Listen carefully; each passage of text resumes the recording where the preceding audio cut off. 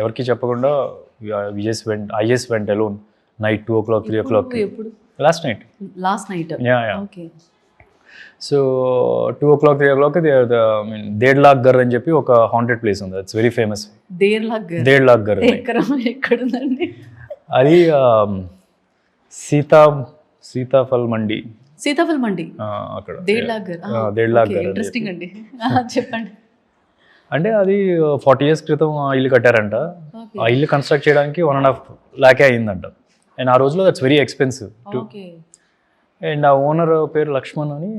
ఆయన తన వైఫ్ చనిపోయిన తర్వాత వాళ్ళ వైఫ్ అక్కడే తిరుగుతూ ఉంటుంది అని చెప్పి ఇట్స్ అబండెంట్ ఎవరు.